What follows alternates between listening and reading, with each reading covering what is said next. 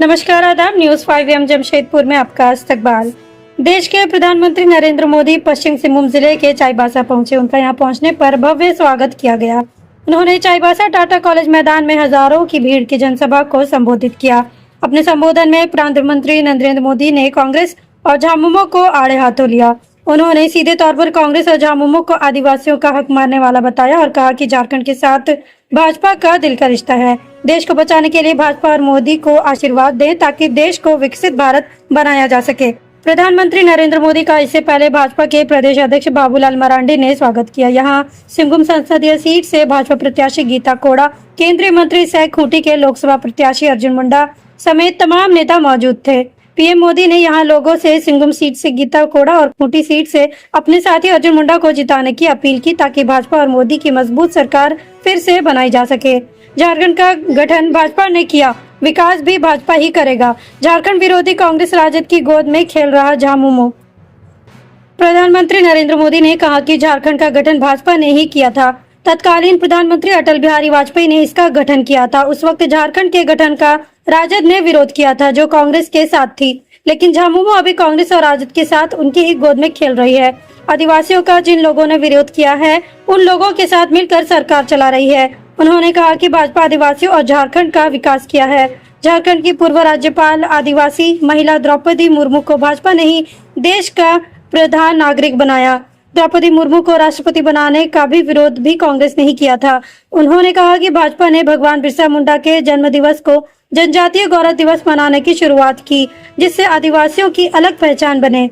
अटल बिहारी वाजपेयी की सरकार ने पहली बार जनजातीय मंत्रालय बनाया। उन्होंने कहा कि झारखंड से ही आयुष्मान भारत योजना के तहत मुफ्त 5 लाख रुपए तक का इलाज, दुमका से मुद्रा लोन योजना, खूंटी से विकसित भारत योजना की शुरुआत की है। ये बताता है कि झारखंड के लिए बीजेपी के लिए कितना महत्व रखता है। झारखंड में भ्रष्टाचारियों की सरकार, लूट मची हुई। अपने संबोधन में प्रधानमंत्री नरेंद्र मोदी ने कहा कि झारखंड में भ्रष्टाचारियों की सरकार चल रही है।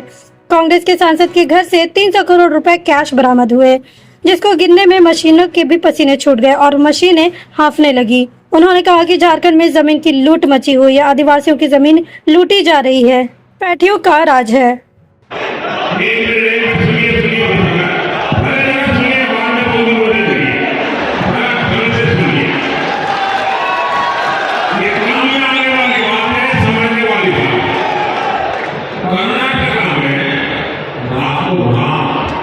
उन्होंने फतवा निकाला और फतवा क्या निकाला?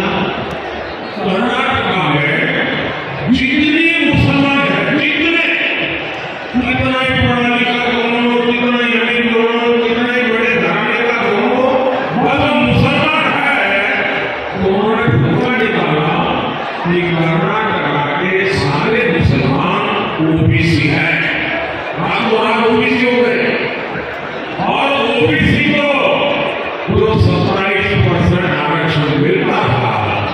रातों रात उसकी लूट उनके खाते में चली गई। देश देखता रहेगा और ये पूरा मॉडल देश में लागू करना चाहते हैं। क्या ये करने देंगे? क्या ये हम करने देंगे? क्या? और कांग्रेस वाले, जेएमएम वाले, आरजेडी वाले कान खोल के सुनो। मोदी जिंदा है, जब तक मोदी जिंदा है, तुम संविधान को हाथ नहीं लगा पाओगे। जब तक मोदी जिंदा है, तुम आदिवासियों का आरक्षण नहीं लूट पाओगे। जब तक मोदी जिंदा है, तुम दलितों के आरक्षण लूट नहीं पाओगे। जब तक मोदी जिंदा है, तुम ओबीसी के आरक्षण लूट नहीं पाओगे। भाइयों बहनों, मेरी आप सबको गारंटी है, भारतीय जनता पार्टी की गारंटी है, दुनिया की कोई ताकत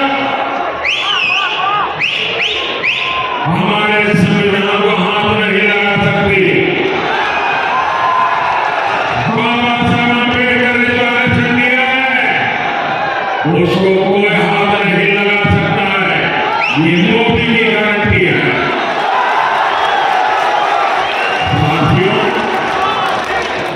पिछले